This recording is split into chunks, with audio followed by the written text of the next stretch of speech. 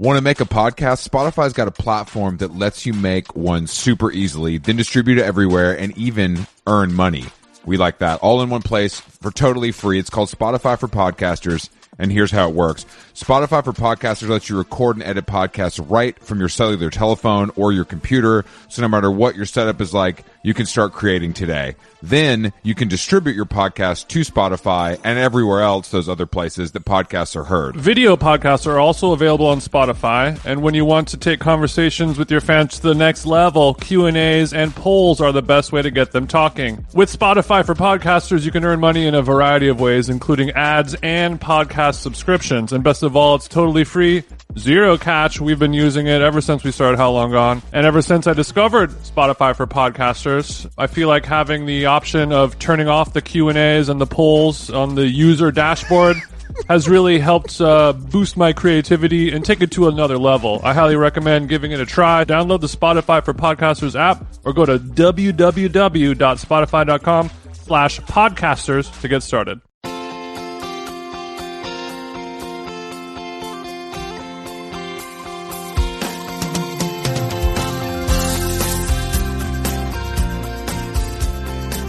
Wagwan, Chris Black. Wagwan. Jason, how are you, bro? I'm doing pretty well. I'm feeling good. I'm feeling on time. I'm feeling like I'm well rested, worked out, showered, and shaved, ready to go. That's interesting that you say that because, Uh-oh. well, I want to blow open your third eye a little bit to start this podcast, Jason, because Chris, first of all, you've been mentioning the phrase third eye a lot in the last week or so, and the TJ effect seems to be in effect. But, you know, we'll more on that later. Unfortunately, we do spend too much time together, even if it's virtually. You're welcome. You know, I was, scrolling the timeline, and I wanted to read you a little passage from a poet and a thought leader, a fellow named Omarion. God damn it. Someone I lovingly referred to as Maybach O. But do you think he's not still Maybach, is he? I don't know what the status. Actually, it's an interesting question, the status of Maybach Music, because I mean, yeah, I feel like he would be like, "Hey, yo, Ross, I just wanted to make sure, like, am I still down? Am I still Maybach O?" And Rick Ross is like, "Yeah, bro. Yeah, kid. Whatever, man." Like, I think you're hotly anticipating the next Stolly release, as we mentioned on this podcast. So that's absolutely not. That's what you're checking for. But poet, rapper, singer, auxiliary love and hip hop cast member Omarion asked the question on Twitter: would you still use the word bless if you knew the word broke down to be less? Woo, bro, that's some fucking bars. What that reminds me, I mean, Omarion, he's in his 30s for sure, maybe mid 30s. He's probably about the same age as you, huh? I feel like he's probably my age, Omarion is 36 years old, and he's 5'6" according to Google. So that means his real height is 5'4". He can't be that short, can he? Maybach pulling up for the child's menu at that height. That's crazy. You know when you type in someone's, we're gonna get to this somewhere. When you type in somebody's name or like anything at all into Google, and then it'll say people also ask. Yes. And the very first question for Omarion's, when you type in Omarion into Google, the very first question just says, "Who is Omarion wife?" They don't even use the apostrophe S. Well, his wife, I don't know if he's married, but he has a baby with a little baddie. I believe her name is April Jones. April Jones. She spells her name Apryl. And she's a low APR financing available with April. April's a certified baddie. This is the first time that April has entered the TJ zone. Damn, Omarion better be checking his back then, because Big TJ come for Mr. Steal Your Girl. Yeah. It's not above me to take Omarion chick. You couldn't take Trey Songz, but Omarion, I think you could take. But but hold on, before we get back to the tweet, their son's name is Mega with 2 A's. MEGAA? Yeah, which is truly something. I'm reading this right now. It's truly a word I've never seen. That sounds like a website I used to download MP3s from. The fuck? The fuck? But Mega upstairs now. beautiful child. Honestly, they're a beautiful couple. I believe they're unfortunately separated. But anyway, Such is the life of a short king. Jason. But the question has still not been answered. Will you continue to use the word bless, knowing now, because you can't forget this, knowing now that it breaks down to be less. No, What is your answer? Chris? Me as a now a newfound Grussler, I'm forced to abandon using the word bless, effective immediately. Effective immediately, Chris. DJ Them Jeans will not be using the term bless. Please let all our sponsors know. A transition that will not come easily, as you know, that is a common word in my lexicon on a day-to-day basis. So it's going to be a struggle these next 48 hours. I'm going to have to get a little swear jar set up in the kitchen. Because you're one of those guys that likes to start his text messages or conversations by saying peace and then ending it with bless. So this is going to be a problem for your kind of speech patterns and what we're used to. Yeah, I don't know how I'm going to have to like we were listening yesterday on Dashboard Confessionals episode, he had to relearn how to play guitar. I'm going to have to relearn how to ask people what their phone number is I can no longer say, send me your math, bless. I'm going to have to do an entirely new game plan. And, the old heads out there, this is tough for us. This is going to be tough, and I'm here for you. I just want to let you know. And there's so much stuff going on right now in this beautiful world, and first and foremost, I want to give a big congratulations to fan of the show Halsey on her pregnancy.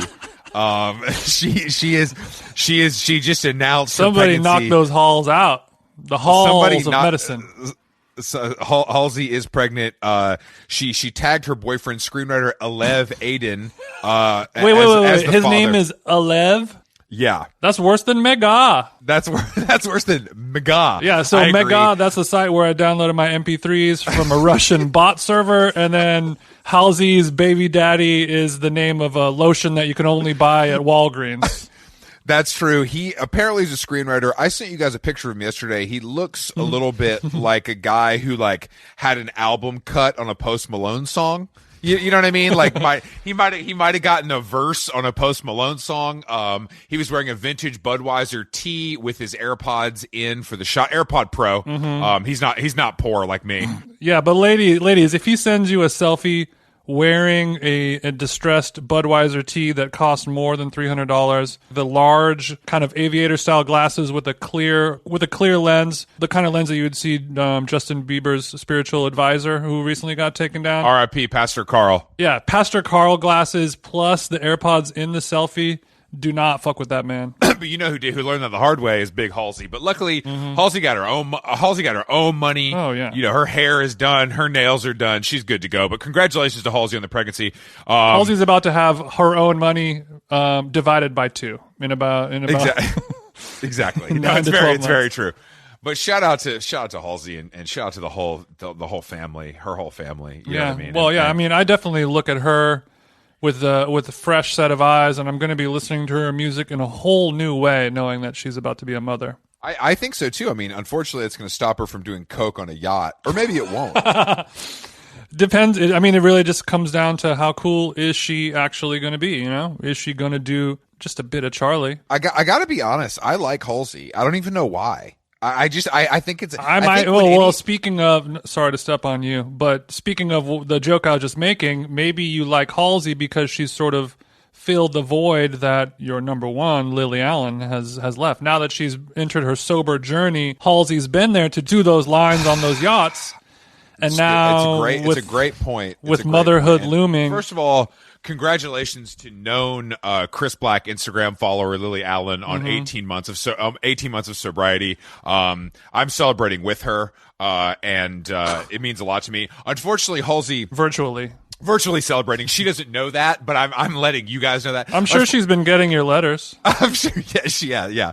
MTV stand sample we're going to insert there. But I think the Eminem, not MTV, but I think that I think the problem is that Halsey isn't cool, and I don't really That's know right. any of her songs. I don't. That's the beauty of today is that Halsey could be one of the biggest artists in the world, and I can't name a song. And but I know that she's pregnant and she's wildly famous, and you can't go anywhere without seeing her. It's a very interesting thing. Yeah, she's like if Rita Ora was famous. Yeah, but she got slaps. Rita Ora ain't never had a slap. No one knows a Rita Ora song. I don't know either. The world knows Halsey songs. No one in the world knows a Rita Ora song. I don't think anyone even knows Halsey songs either. Yeah, they do. No, they do. Okay. They do, because Halsey songs are on the radio. You know that Rita Ora smashed your boy Calvin Harris. Shout out to Calvin Harris. Big shout out to Calvin Harris. No. Look, we're still recovering from that, okay? I know, because that could have been you, because your ass looks like a taller, less buff version of him. I'm not interested in betting Rita Ora, okay? I look, I understand. I think you're lying, but that's fine. I'll take a pick at a meet and greet, but that's about it, Chris. I mean, look, she's my favorite Albanian princess. No hover hand. Who's the number one Albanian princess? Who else is there? I believe, Jason, it's your girl. Dua. Yes. I mean, how the fuck do you compare Rita Ora and Dua? That's a Model Y and a Kia Soul. Revving up on the quarter mile. Do not act like you're a car guy all of a sudden, okay? I don't like that comparison. I don't like that you just I can do any other analogy if you want. No, Chris. I know you can. We can do this all You're a day. very talented That's guy like, the finding out the sustainability and nutritional benefits of a sweet green salad versus an Arby's 5 for $5 roast beef combo. Oh, God. Okay, thank you. That brought me back down, because I heard, you know what? I bet Rita Ora's G-Wagon does smell like Arby's, though. No cap. That's true. Rita Ora pulled up to Primrose Hill in the white-on-white Coke G-Wagon with the Arby's stinking in the passenger seat. Honestly, that's the one thing that's got me interested in Rita. You're like, hey, baby, while you're out, can you pick up a 5 for $5 for me? I'm not. Yeah, I'm gonna keep. Manchester United's playing, so I'm not gonna get up. The trolley is absolutely reeking of horsey sauce. The trolley. Mate. God damn it. That's funny as fuck. But quickly, before we get to our guests, I need to give a shout out to Chadwick, my barber in Atlanta at Trophy Room Barbershop. I got my last haircut in ATL today, and I gotta say, it's looking crispy as hell. Oh, okay. We're lined up. We're lined up for the troops, aren't we, Chris? I had to do it to him. I went a little shorter, you know what I'm saying, just because I don't know when the next cut's going to be. Thank God, though, friend of the show, How Gavin short Newsom. can you go? Your hair is already a damn eighth of an inch tall. Nah, you got to fade it up. He knows what to do. Honestly, I got more stubble on my Manscaped trimmed genitalia than you, Chris. Don't do that, because Manscaped, the check did clear, but it wasn't as big as it should have been. So anyway, we do have a guest today. We do have a guest today. Emily Segal is her name. She's a founding member of the art collective K-Hole, which is a trend forecasting group. You may have heard of the little term normcore. That's her and her people. Trend forecasting is her bag, though. Trend forecasting, which is really interesting to me, actually, and the clients are big. I mean, she's working for our, shout out to Virgil, our dog, True Religion, Buffy, MTV, Art Basel, but her debut. She does what we do, except she gets money for it. Exactly, yeah, because she went to Brown and we went to high school. But she, her debut novel, Mercury Retrograde, is out now. The New York Times new and noteworthy book pick for 2020. It seems autobiographical, you know what I mean? But let's get into it with her. And I want to hear about some fucking trends, TJ. I don't know about you. I'm horny for trends right now, and I'm ready to hear most of them, if not all of them. So let's get into it. Can't wait to get into it. Let's give her a fucking jingle, TJ. Wicked. What's good? How are you, Emily? I'm pretty good. Okay. How much money have you made on the stock market just today? Zero. I'm not into stocks, although that's probably... Stocks are trending right now. You do know that. Stocks are trending. It's actually, I had a kind of turnaround because I was very, very bored and irritated by how much stock market talk was on my Twitter feed yesterday, and it was making me feel frustrated, tired, and sad. And then speak on it, girl. Speak on it, please. Air out your grievances here on How Long Gone. I had a conversation with a friend and collaborator of mine yesterday evening who is in the game, and then I looked at it a little bit more closely, and now I'm actually more interested because I think it's revealing so many inconsistencies in the system that need to be revealed. Mm-hmm. And the system as a whole, not the financial system, or you mean global, like both. I mean, global finance, the stock market, the way that elites have really beautifully constructed double standards. Don't come for us on our own show, but continue. Oh yeah, right. I'm not really talking. I don't know what kind of elite you are, but I'm not talking about your kind. I'm sure I'm not talking about. He's your an kind. elite I don't Twitter know what kind user. you are, but I'm sure you're not talking about it. So anyway, I changed my mind. You know, it's been known to happen, and now I'm interested. You're trying to topple the system now. I mean, if by reading my own Twitter that means I'm trying to topple the system, then yes, but I'm interested in that angle. Your words, not mine. I guess if that's the case, Jason, every day I wake up and I topple the fucking system for hours and hours and hours. That's awesome. And it's going. That's so inspiring. Thank you. That's what we're here for. But I agree with you. Unfortunately, numbers aren't like really my thing. So the stock market has never appealed to me, even though making money is very appealing to me. I think the discourse around it is relatively interesting, but also inherently dorky. Exactly. So that I like Reddit is dorky. Like I saw Pizza Slime already made a T-shirt that says r/Wall Street bets and it has all these graphics on it. It's just everything in today's society, which I feel like you are actually an expert on this, gets taken to the nth degree so fast that it's impossible not to hate everything. Emily, what are stocks but cool? Can you help us out? Yeah. God, that's a truly cursed question. You get ready for one more hour of that. Welcome to the Terror Dome. Thank you.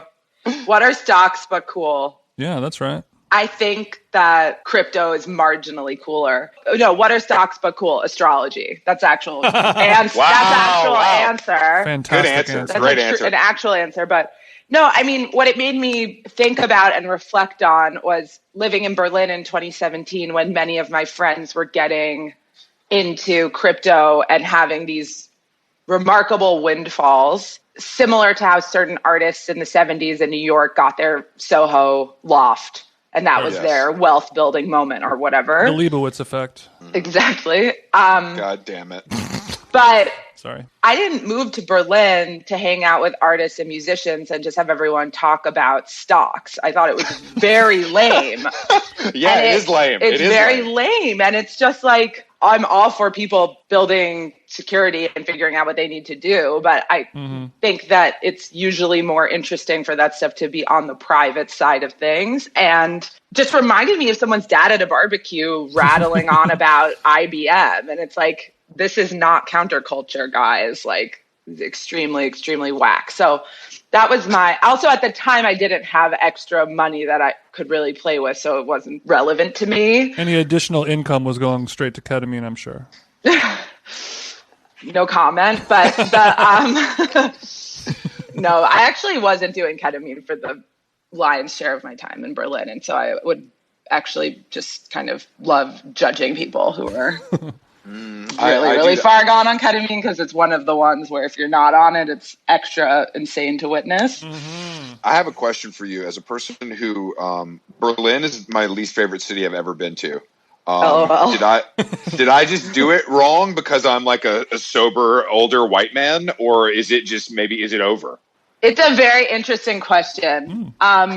Saying that Berlin is over is a tale as old as time. You know, well, that was that was kind of a joke because I don't know if I was there during its heyday by any means. This is like, a year ago, 2 years ago or something, just for a few days. And I was just instantly like, I have to get out of here. I've never felt like that anywhere before. And you're not Jewish.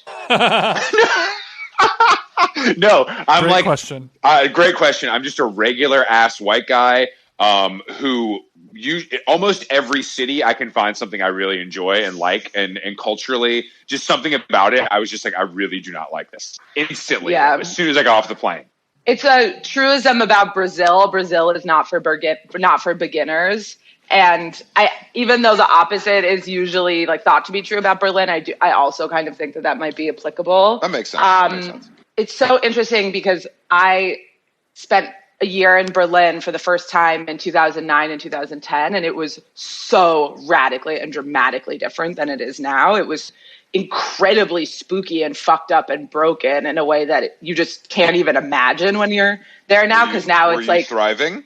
I was thriving, but I was 20 and I was studying abroad, and my net worth was 70 euros, and I would, could stay up all night doing cocaine and then wake up and do like German immersion and write a 20-page term paper in German, the next morning, and it was fine.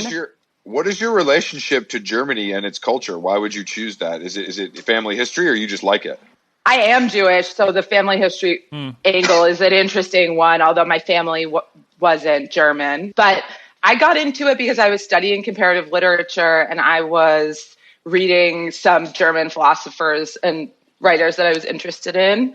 And then I also had some good friends who were a few years older than me, whose behavior I always tried to imitate. And they were starting to move to Berlin and were having a lot of fun time and partying and working at 032C and explaining to me what a curator was. And shout out to Big Jorg. I know he's listening right now. My shooter, Big Jorg. Oh my God. Well, that's a whole other conversation. That was my first job, actually, was working for Jorg. Damn, that's actually really interesting. I just I joke around about 032C all the time, and I think it's a magazine that so many people have and very few people have actually read. I think that's accurate. I've read it in excruciating detail, but not the more recent issues.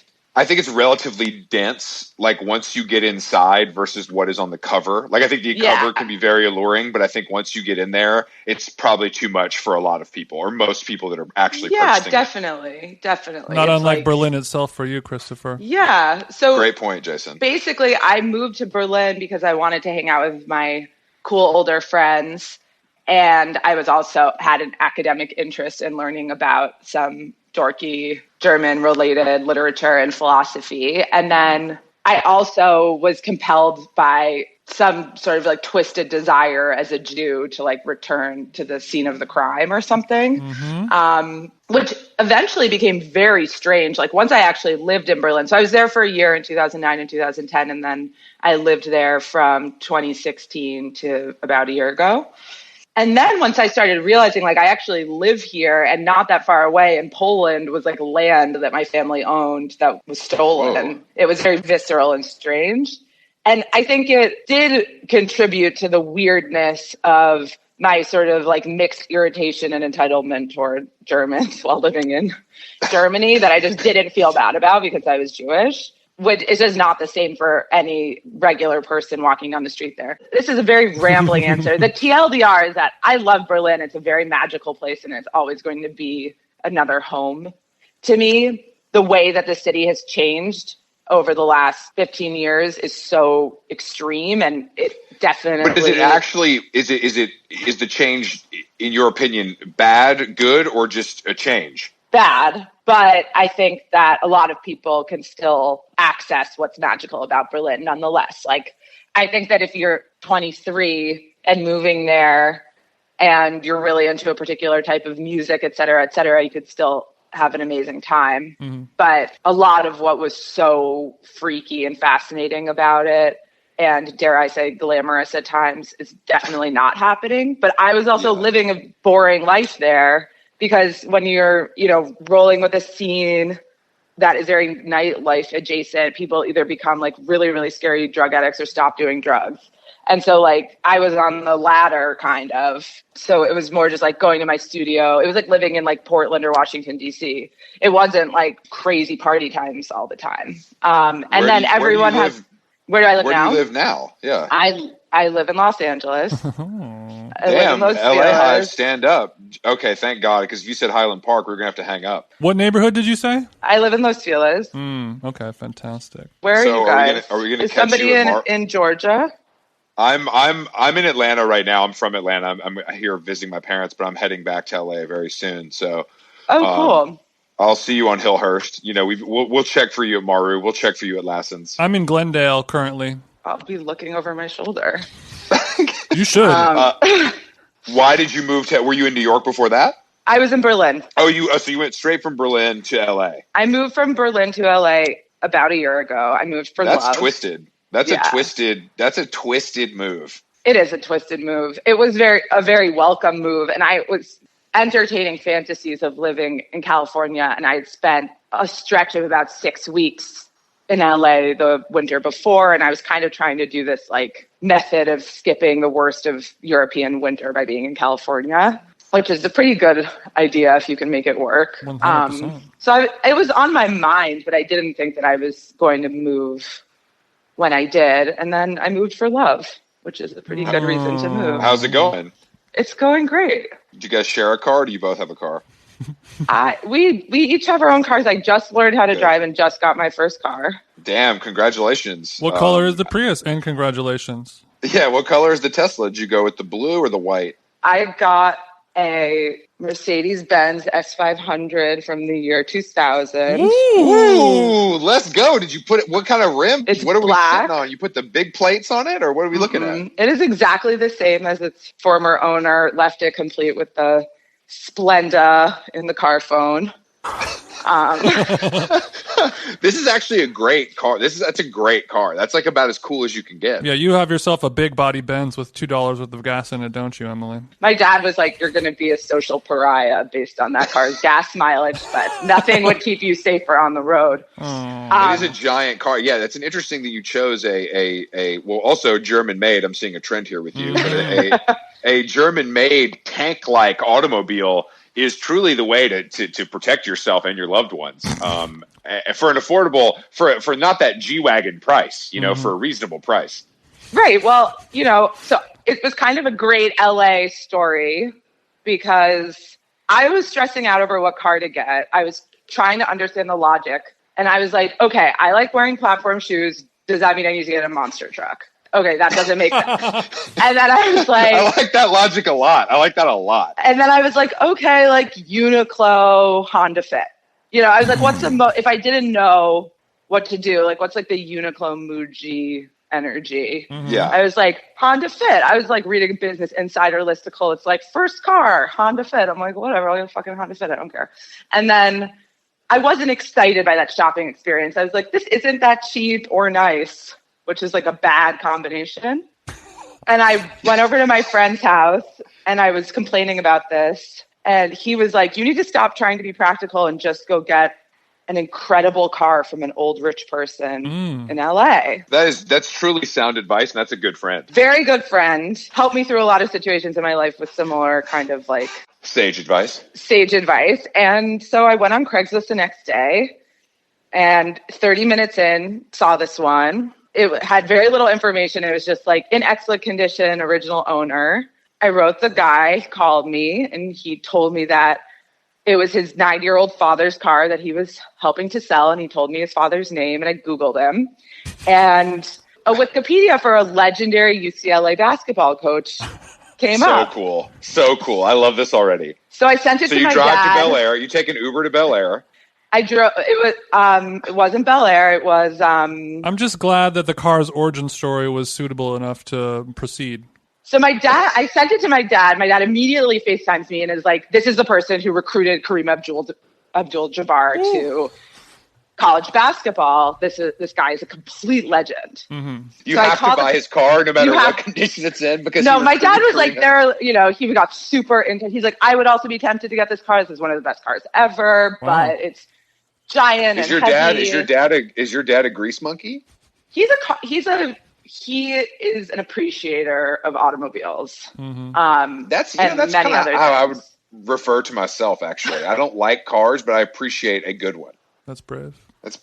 And so basically I went and got, Mr. Norman's car. He could not have been nicer. I got to really learn about the history of his career and his family. They were just the absolute sweetest. I could barely test drive it because at the time I barely could drive. It was kind of humiliating. And it's tough to drive in the platforms as well. Yeah, exactly.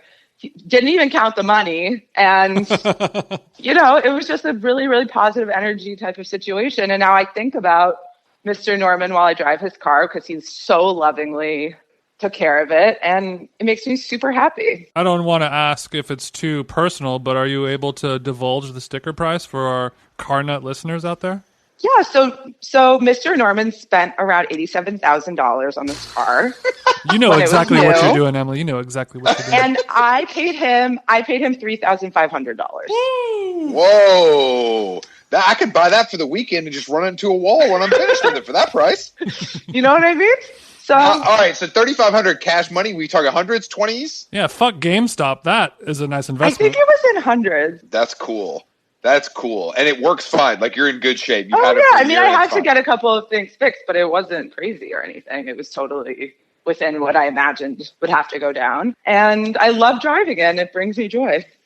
Are you missing anything about Berlin now that you've been here for a little while? I only miss my people there. Mm-hmm. I don't miss anything else about being there, especially right now. I'm definitely missing having a more international friend group, which is a great thing about being an expat, no matter where you are, and definitely not COVID energy. So, yeah, what's your vibe on COVID? Are we coming to the end of it? Like, what do you think? Are you wearing 3 masks right now? Are you positive? Are you negative? This podcast is a super spreader, man. Well, yeah, you can get it through your headphones. We are giving each other digital COVID right now. This podcast is infectious. It is digital COVID. Thank you for that cosign.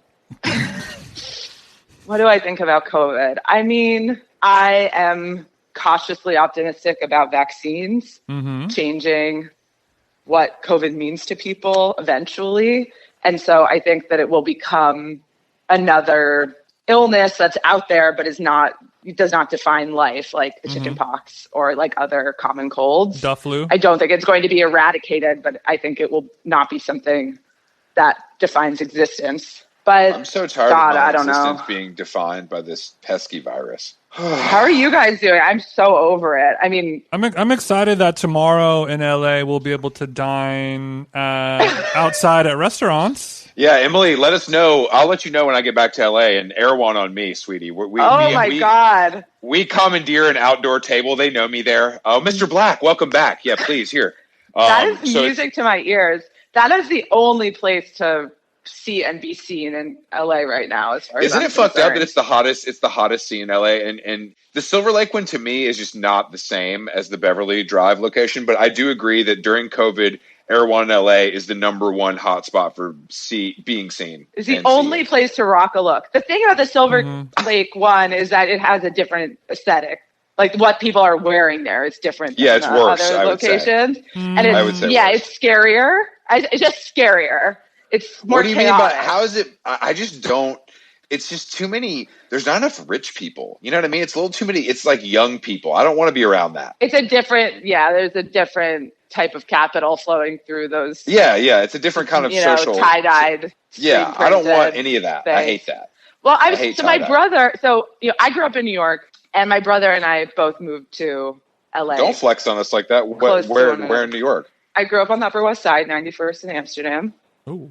Wow. My parents. So your dad is cool, isn't he? Yeah, my dad and my stepdad are both cool, I must say.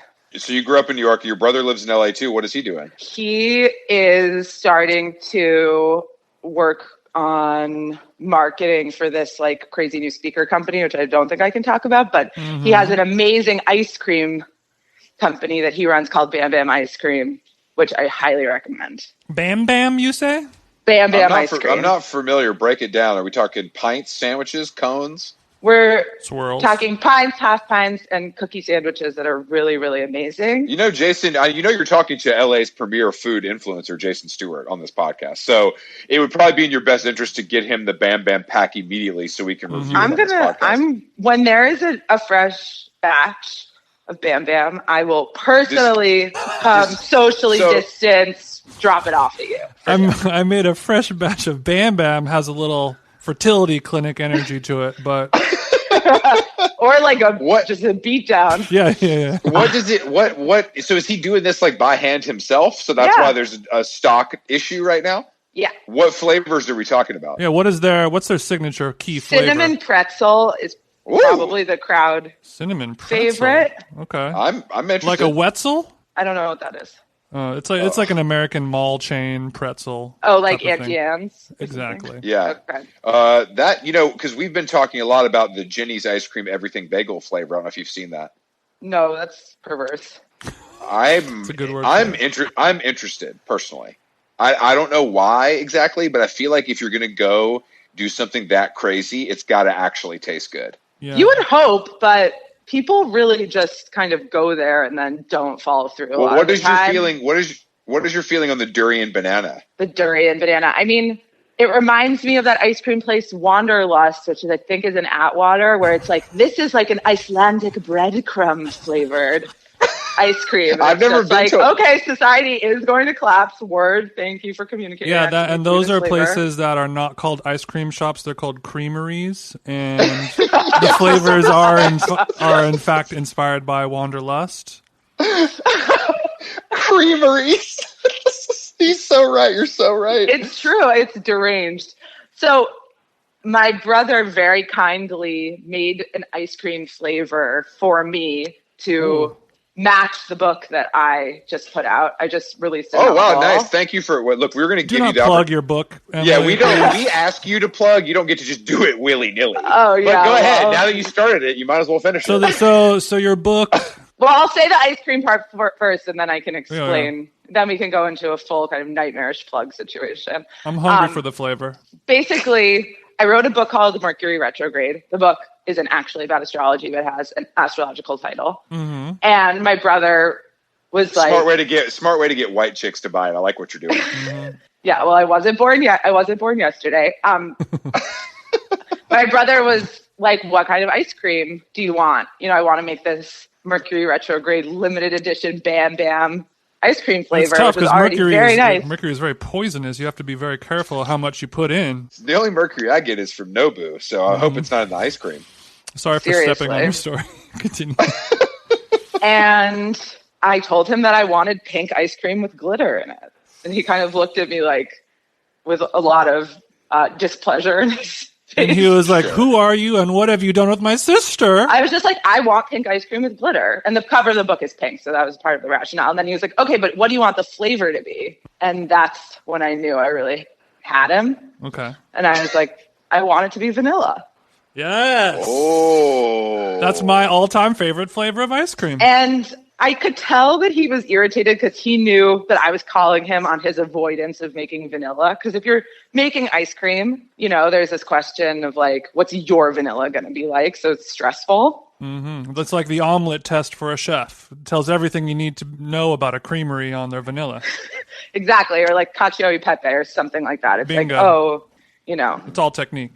It's all technique. So anyway, I kind of brought together a lot of annoying factors into this one ice cream flavor, but what he came up with was so delicious. It's a sea salt vanilla.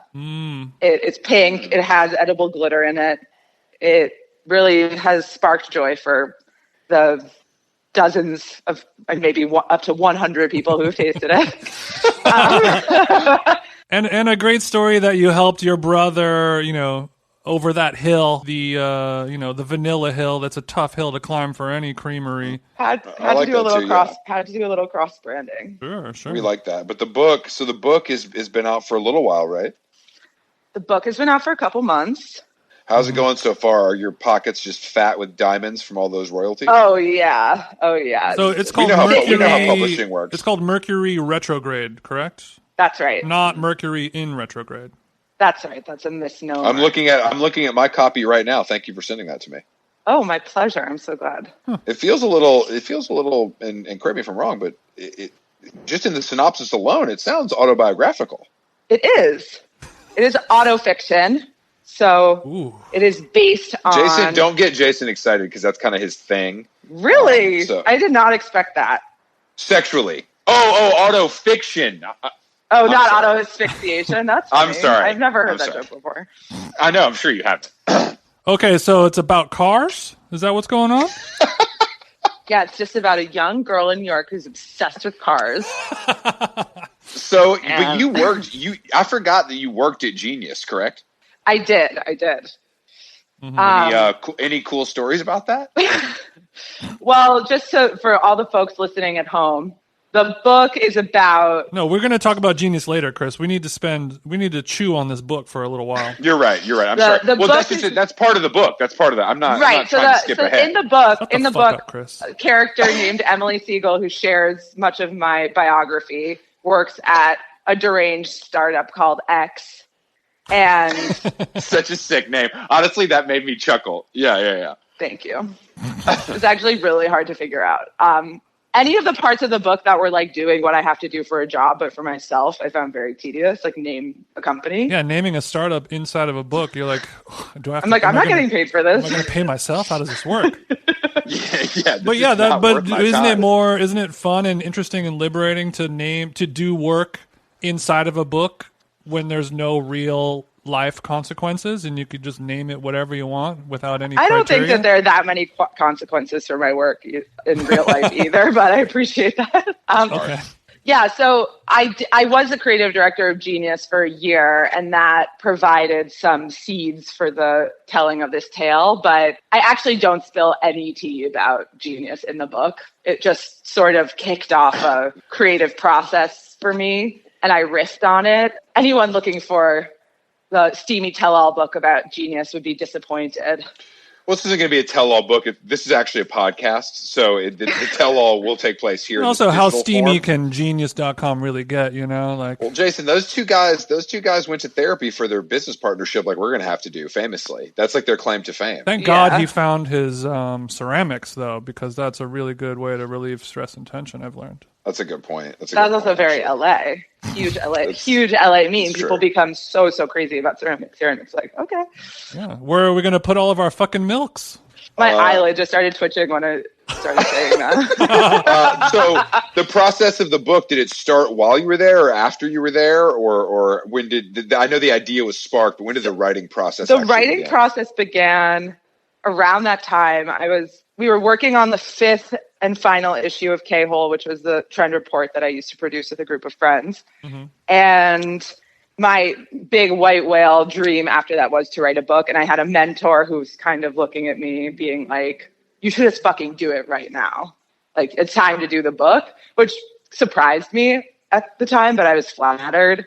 And so I started pulling together a bunch of essayistic writing I had done concurrently to K-Hole. A lot of it had to do with cultural analysis, aesthetics, pattern recognition, fashion, stuff that I was interested in. And I started trying to construct a narrative spine that would hold all of those essays together. And in working on the narrative spine, it kind of took on a life of its own. And then there was another serendipitous moment with another mentor who was just literally spaced out, not paying attention to me when I was talking about the book, and was just started calling it my novel because he was like preoccupied. And I was like, what if it was a novel? But I just kind of ran with that. So there were a lot of, unexpected twists and turns that led to the project taking shape. And then I'd always loved autofiction as a genre because I think it's just juicy and a basic way to be like, wait, did this really happen or not? It's kind of a gimmick, but it's one that I fall for. So a lot of the writers that I liked kind of have fucked with that in the past. Could you recommend an autofiction title for a virgin autofiction reader like myself? Definitely. I would read Chelsea Girls by Eileen Miles. All right. One of my all-time favorite books. Good recommendation. Well, did you find the process enjoyable or was it hell? Like, because writers love to complain. It was both.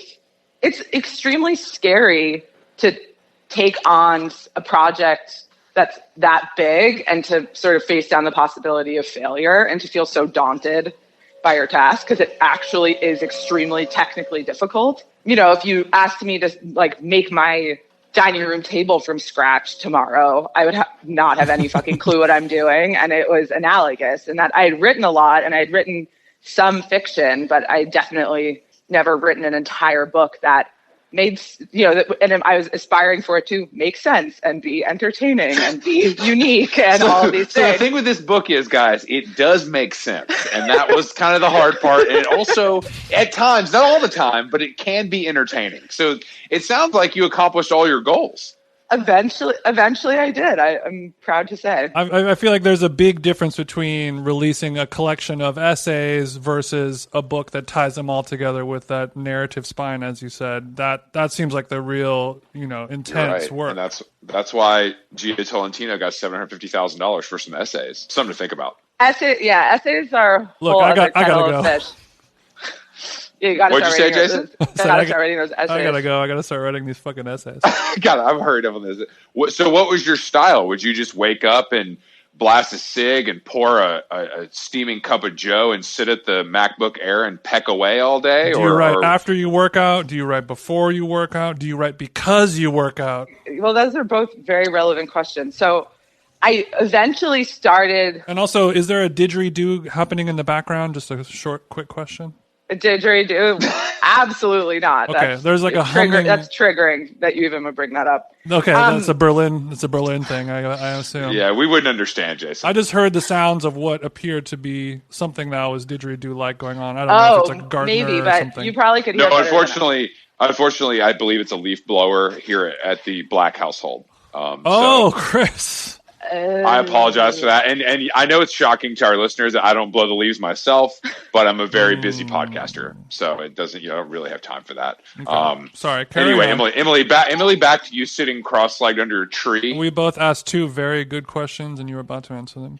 I started learning how to do basically like free or automatic writing by hand for timed intervals, and approaching it more like a meditation practice and less like doing a homework assignment. So this is #morning pages. Yeah, it's a lot like morning pages. I didn't read The Artist's Way, in which the morning pages technique is described, until later on in my own process, but it is very, very similar to what I was doing. I read a book called Writing Down the Bones by Natalie Goldberg. That book is a book that people, not me, but people could read in like freshman year English class or something. It's a very approachable book, but it has a really excellent set of techniques and really good advice in it. And basically, Natalie Goldberg has a very advanced Zen Buddhist practice and connects a lot of those ideas to writing. And it's all about just like getting to know the texture of your mind and getting out of your own way, and not about trying to like make a product or like accumulate something of value. And like, we have a really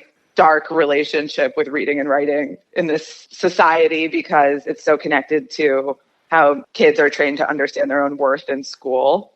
And it's so easy to be like, am I smart? Am I valid? Based on whether or not you can, create this very particular type of writing that matches an authority figure's expectations. And, you have to really deprogram yourself in order to learn how to write more authentically. At least that's my contention. Other people, of course, are entitled to their own take on it. But that was very important for me. And then it's funny that you bring up working out, because that actually was also something that I had that ended up having a big effect on my writing process. A really good friend of mine, who is an amazing artist and thinker, became just completely obsessed with strength training and kettlebells and became a trainer. And so she started training me in the period where I was figuring out how to write my book. And it was super important to the process. So with the kettlebell specifically, you say? Indeed, yes. Damn. What's your Turkish get-up looking like? What are we talking about? I'm not going to share any numbers, but I've done bazillions of Turkish get-ups in my life. That's great. Even if you do it holding a goddamn apple, it's still an impressive It's still workout. something, totally. Mm-hmm. And at times I, would hold something very light. At times I would hold things that were heavier. But the fact that I could even do it at all, because at the beginning I just found it to be such like a cognitive meltdown. I would be in the middle of it and I'd be like, what the fuck comes next? What is this thing? Like it showed me a lot about how my brain worked, what the acquisition of new skills is actually like, the nonlinearity of that, the way that something super difficult and impossible becomes less so. And in order modeling that in another setting where I really didn't give a shit about my progress in a numerical way. I just like wanted to be fit and spend time with my friend who was really amazing. But I didn't have any attachment to the outcomes. then, gave me really valuable lessons for the writing process where I was really attached to the outcome because I wanted to write a book that made sense and was entertaining, as we've already covered. So that was super important, and I'm really grateful to her for it. And I think that learning to drive is another example of that, where it's just like you get a little immersion into what it's like to just acquire a skill. And that can be really interesting when applied to your own creative practice. Glad to hear. So yeah, I mean, I've always found that working out with that specific type of like intense strength training, like a Turkish get up with a kettlebell, it just really blasts your mind so clear, which nowadays is very necessary, especially if you're writing. For sure. It would make me so talkative in a way that would make me embarrassed. Like something about the endorphins and like the intensity of the sensation, I would just like run my mouth like crazy after. And then I'd be like, it's like, like I'm on MDMA or something. That's good. It's addicting. I can't shut up. With time, you will eventually be able to calm down and become a chill CrossFit person.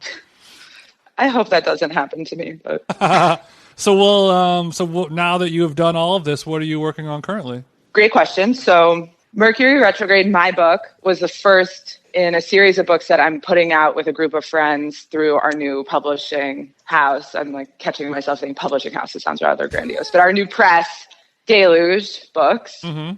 And so I'm working on the 3 books that we're putting out in the next year. It might actually be 4 over the course of the year, but there's 3 that I know about. So I've been, starting this business, setting it up, like learning about how to do all of these things that I've never done before, because the businesses that I've started in the past have been much more on the sort of like immaterial consulting or art side, and not like the web shop girl that I am now and the like publishing girl that I'm trying to be.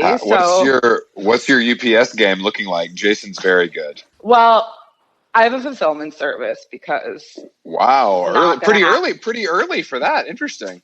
I got a lot of advice about that kind of heading into the game, and I was just like, that's very wise. Yeah, it's the worst part. It's absolutely the worst part. I sent out like 100 books by hand and was like, this is just not gonna continue. This ain't gonna work for me. Yeah.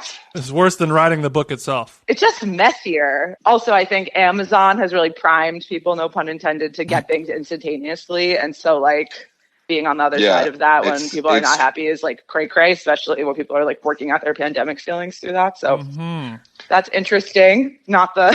We've talked about that a lot here, Amazon has truly ruined us as far as that goes. We think every independent business should be able to get us something like overnight for free, which is just not possible if you know the ins and outs of shipping and the costs associated with it. Especially internationally, because I've been very lucky that like people have been ordering this book from all over the world, and then they're like really stressed that it's not there.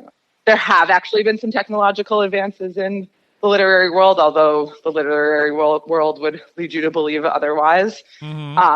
And I'm kind of like advances into the cheesiness of that. Advances in the way that you can produce and sell print things. And distribute. Yeah. And also it's just like better for the environment to not overproduce and to be able to produce according to demand. And I think it's really cool that that's possible. As a trend forecaster who's also turned into a publishing house, are there any new trends in like the technology or of the distribution of novels or any books that you guys are going to explore? We'll see. I mean, it kind of depends on what the various writers are excited about working on, because my role now is more to like facilitate other people's vision than to enforce my own. But it's amazing that you can just get your stuff out there so quickly. Yeah. And it is amazing the way that Amazon makes so much available to people. Amazon obviously is beyond dark and completely sucks, but it also includes like this, historical anomaly in terms of the way that literature can reach a mass audience quickly. So I'm caught between these things, like definitely because of launching this book and launching this press, I've had to be on social media in an unhinged way that's like way more than I would like to be. And I have to engage with things like Amazon or like, really like cheesy fulfillment services in enormous depth. Mm-hmm. And so it's funny, like going after your indie dream involves like getting into the muck of the opposite. But I'm kind of into that. It's like unpleasant in a way that I'm learning to enjoy. Yeah, like registering barcodes is about, yeah, exactly. Being like fulfilling. That's fulfilling. that's a hard day's labor. That's like clocking in and clocking out. Yeah, but you put a podcast on, you get it popping. It's not that bad, Chris. But I want everyone to start their own press. Like, I want every young writer to just go start making friends. Unfortunately, we're a gatekeepers. We're a pro gatekeeper podcast. I should have known. I'm so sorry. I'm really stepping in it. Why do you want everyone to do that? Like, if you can have an OnlyFans, you can publish your own novel. I agree with. I mean, I've actually published a lot of books in my time, like mostly photography or art or whatever. And it's just not. It's just no matter how well they do, it's very difficult to make money and it's extremely time consuming. But there is there is like a nice feeling you get from doing it. I don't know if I have the stomach for it anymore, but I do think it is rewarding in a different way. And there's value there. Yeah, the feeling of holding that tangible book in your hands, I'm sure, is a high that will never go away. I mean, look, bro, it's not hacking Kinkos to make zines, but it's something. It's on a spectrum with that, though, for me. Yeah, no, I think it is. I actually agree with that. I mean, I think that's what's so interesting for Jason and I both, to watch the explosion of this stuff happen when, zines have been a part of our lives since we were like in middle school, probably, from like, punk and hardcore. And that's where it all comes from for me. So to see that be like something Nike does now is interesting, but also like, I appreciate that print is even being given that respect by anyone. And in 2021, so I kind of like it. And print book sales have been going up over the pandemic, which is interesting. That is interesting. Getting lost in a book is a bingey experience that's positive. And I just from a non-scientific point of view, like, think that it takes less out of you than binging TV, which of course I also do. I'm not like a cop, but it takes less out of you and also arguably puts things into you. Yeah, that's a beautiful way of putting it. Exactly. And so I think that it's great for people to start to cultivate their pleasure centers when it comes to reading, because something I observe is that friends will be like, I don't read as much as I want to. And then you look at the book on their nightstand table and it's this super dry collection of like sociological essays. And it's like, they're not making it easy for themselves, is what you're saying. Yeah. It's like, do you want to read the Andre Agassi memoir? Like, maybe you would actually like that. It's like people, because of the same thing I was talking about before, which had to do with our senses of self-worth as smart with it people from school having to do with how well we read and write.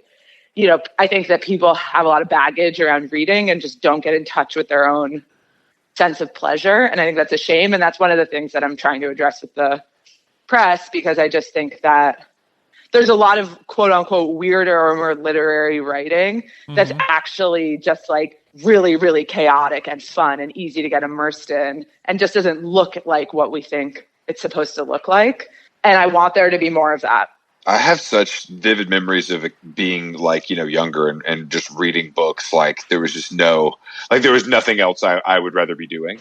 You know what I mean? Just like totally sitting and reading. Wow. And they're like distractionless for hours and hours. And I mean, my dad does that still. You know what I mean? What happened to you, Chris? Exactly. I don't know. Life happens. That's the problem. It's like now everybody is lucky if they get 30 minutes before bed. You know what I mean? Because that's. But I think the thought of like sitting in a chair and reading a book for an hour is kind of daunting. And I think it's also it's kind of like another way of being like alone with yourself that may intimidate people. I don't know. I don't know. Definitely. That's interesting for sure. The background of television is comforting in a way that the silence of reading does not possess. You know what I mean? But the intimacy that you feel with an author who really speaks to part of your experience and validates it is so durable. And it's the opposite of lonely. Very durable, but very hard, much harder to get there. Yes, totally. And it's easy to imagine losing yourself in books in that childhood way if you happen to have a stack of books next to you that you were just super stoked about and were like super entertaining and right up your alley. And learning to sort of like feed yourself literature in that way is a trickier thing. Like, how do you feel about Kindles? I love e-reading. I love reading in any format. I actually just got a new e-reader yesterday and I'm so Wait, why do you say e-reader? Do you use a non-Kindle? What do you use? I use a non-Kindle. I also have a Kindle. What do you use? I just received my Onyx Books Note. What is this? That sounds device. Onyx This shit was free, wasn't it? You can be honest. It was so not free. I'm like a freak. I was like on the e-ink Reddit for like months. Okay, so what about this Onyx? So basically reader? what it is, so it's basically an Android tablet with an e-ink screen, so like a Kindle style screen. And so it means that you can have the Kindle app on it and read Kindle books that you buy in the Amazon store, but you could also put EPUBs or PDFs or whatever that you might just have on your computer or find on the internet easily onto it, and then you can adjust the way that they look and make it really personalized to what's comfortable for you for reading, and you can take notes on it with a stylus. And you could put Twitter on it if you wanted to. Yeah, I guess you could, because it's connected to the Android. You could use it to cheat on your wife or husband? You could use it, yeah, exactly, LOL. It's like connected to the Android store, so I guess you could do all sorts of stuff in terms of getting apps from it, but it is intended for reading. I also had a device called the Remarkable, which is similar. Damn, Shorty be reading. You're a real stylist person, aren't you? you? I'm serious about this shit. I love reading. I'm a huge nerd. Who uses a stylus, though? That's crazy. I do use a stylus. I mean, I don't always read with a stylus. I'm not like that insane, I don't always read with a stylus, but when I do, best believe I'm doing some fucking underlining. Okay? Exactly. I mean, sometimes you want to fucking underline. Yeah, I think maybe the next... Have you noticed any trends of people reading in unusual places or like creating scenarios where you are so devoid of distraction that reading suddenly becomes exciting? One example that I use is the sauna. I mean, the best place to read is at your day job. That's true. I was gonna say prison, but I guess a day job is it's the same similar. for many people, sadly. I mean, that's not to. I mean, that's probably sometimes like these corporate jobs feel like prison, you know? For you guys to be clear, that will be my cancellation moment, because our guest Emily just shit on all you losers listening to have real jobs. Go fuck yourself. I guess the problem with that is, yes, you could be doing that, but you could also be watching Netflix or looking at Instagram or whatever. Well, it's different now that people are working from home, but like reading when you're in at a desk job where in theory people could see your screen or whatever. Yes. And so you can't. When I was a kid and my parents forced me to go to church, I would bring a book or magazine and read it in my Bible. I would like hide it in the Bible or the hymnal, and read during the service. So I can understand where you're coming from. Sometimes it was Thrasher, and sometimes it was Heart Attack or Maximum Rock and Roll, but often it could be like a nice dog-eared sometimes paperback. You'd have a Playboy with that upside-down Bible, and you'd get caught because you had it on the wrong way. Exactly. I'd be reading Mad Magazine, and I got caught. But I do think that me after class. Reading it. That's funny you say reading a day job though, because I remember, especially in high school, like I worked at a dry cleaners where you just sit there all day. Like there's nothing to do. This was like pre-laptop, and I would just read for hours. It's like that was the only thing to do, which feels kind of alluring now. Feels like a breakthrough for you, Chris. Yeah, dude. Thank you, Jason. Thank you, Jason. Basically, my really strong feeling about this is that if people just start to like be in touch with books that they actually want to read more, it's not that hard of a sell. So you're saying, Bo, I think my takeaway from this is that and what you've learned is that there's a lot of societal pressure to read certain books or certain texts that feel valuable or important, and those might not be for everyone. They might be boring, but if you read something truly for pleasure that brings you joy, then reading will come much more easily. Definitely. And that includes types of texts that you might think are really hard to access, like poetry. Because I definitely know that at certain points I was like, oh, I don't know how to fuck with poetry. Like, I don't. So you don't like Jay-Z. Interesting. Okay. That's a whole other conversation. But no, but a friend of mine was like, you're approaching poetry wrong. Like, it might just be that the books that you're trying to read don't speak to you. And if that's the case, just skip it and just keep browsing. And eventually something will catch your eye. Yeah. And then, if you just start to trust that instinct more, it begins to strengthen. And then I got really into poetry. And poetry is the new indie music. So that is like a really, really interesting sphere to like observe a lot of cultural dynamics in. Well, we're out of time, but This has been great. It's okay if we haven't been able to finish Infinite Jest, and poetry is the new rock, is what you're saying. Is there any poetry that you would prescribe for us based on this hour-long podcast that we have completed? Yeah, do you have any hot poets you could Wow, recommend? that's really cool. I'm gonna write you after and actually tell you a poetry Honestly, to read. though, I think I don't know off the top of my head, but it sounds like a really fun challenge to think about. I think poetry is honestly probably one of the hardest nuts to crack as a genre of arts. Even for a seasoned nutcracker. Even for a seasoned nutcracker like me or TJ, but I'm interested. I love some. I love tailored advice. I love tailored recommendations. And we're willing to pay. We will bang your Cash App. We will bang your Cash App. Yeah, we'll give you like $25. Bam Bam ice cream, my Cash App. Exactly. Yeah, we'll bam the little Cash App. Okay. Now, the other question I have for you before we go is the book only available directly from you, or No. is there so you're distributing? No, it as you well? can buy it where books are sold. So you can buy it through delugebooks.com, my website, or you can buy it at your favorite indie bookstore or from Amazon, which is the least cute way to buy it. But Lord knows I bought many books on Amazon in my life, so who am I to judge? Lord knows. So I can stroll into McNally Jackson Books in Manhattan Soho neighborhood with a piping hot cappuccino and pick one up. Yes, absolutely. That would probably be my favorite way for you to go buy it. Same. You should have sent me one. Maybe I'll buy one to offset it. It's like carbon emissions. Chris, you could send me your copy, and then you can go pull up when you're in New York. Yeah, because I'm a big, as Jason knows, I'm a big independent bookstore supporter myself. But I think that bookstores specifically are truly part of the fabric of any good neighborhood, and if we lose those, we lose a lot.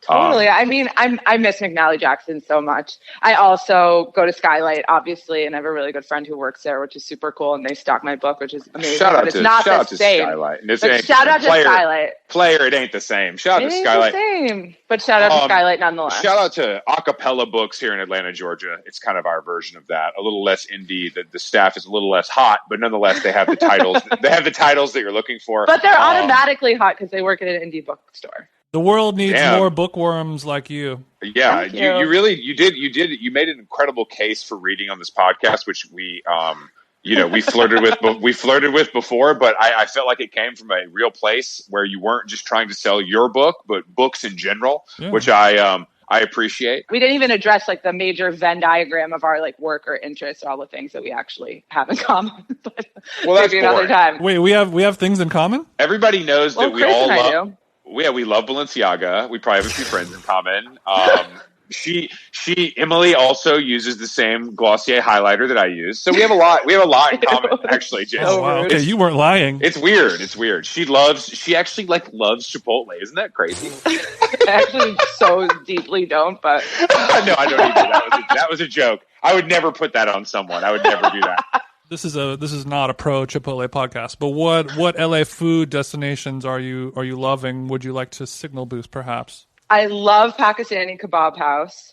Whoa, okay. Really recommend getting takeout from there. Where is that? It's in Koreatown. Pakistani Kebab House. I've never been there. Jason's writing this on It's his not arm with his flashy. lay pen. It's not flashy on the outside. What Pakistani Kebab House is though? You know what I mean? Yeah, they're not known for their flash. It's not a flashy thing. It's some of the most delicious food ever, in my view. Okay. They have this incredible lamb biryani that is so complex and beautifully cooked and spiced. It's really, really delicious. Oh wow! So I love that. Mm-hmm. And I love fried chicken from Love to Eat Thai. Hell yeah! Love to eat with a number, correct? Mm-hmm. That's right, exactly. Love to eat Thai LUV bistro. to. When I say love, I mean LU. Yeah, that fried chicken is very, very yummy. I love that one. I also like the crab curry from there very much. Mm-hmm. Mm-hmm. You should also try. There's a place called Spicy Thai Barbecue that's a little bit more in like Little Armenia Thai Town. But we can talk offline. But that's another even smaller business that you can signal boost. Yeah, how small are these businesses you're trying to support? Micro. Yeah, micro. Yeah, Nano businesses, please. There's 0 employees. It's crazy. It doesn't exist. You put money in a slot and something just appears. It's really crazy. It's really interesting. Okay, well, it sounds like you have a great tongue for global flavors, and I appreciate that. That's true. I'm really horrified that you just said that, but I guess it is accurate. But yes, I do that. Thank you, but no thank you. Yeah, but I love eating in LA, and being here and being able to eat all the delicious food is one of the most wonderful things. Currently, it's all we really got. Yeah, I can't. That and a good book, am I right? Oh my God, nothing like some crab curry and a good book. Just snuggling up on the couch. Emily, thank you for joining us. You guys go cop the book, Mercury Retrograde. You can get it wherever books are sold. Cop Emily, the Bam Bam ice cream wherever Cop ice the cream Bam is sold. Bam. Very true. Please Where can we find you on the World Wide Web? Tell the people where to follow you. Follow me on Twitter at @khole_Emily, or on Instagram at Nemesis_Emily, and at delugebooks.com, of course. Of course. And yeah, we'll see you in LA. Jason and I are going to take you out for a nice little meal so we can really find out what we have in common besides, loving D2C brands. Besides our Allbirds obsession. Yeah, besides us all having matching shoes. It's so weird. It's so weird. Like, we all have the same shit. It's so weird. We are obsessed. That sounds delightful. I'm definitely going to hold you to that. And thank you so much for having me. This was truly a very lovely way to spend an hour, and I appreciate it. Thank you, Emily. Great. That's a great review. Thank you, Emily. You guys buy the book, and we will talk to you soon. Bye. Later.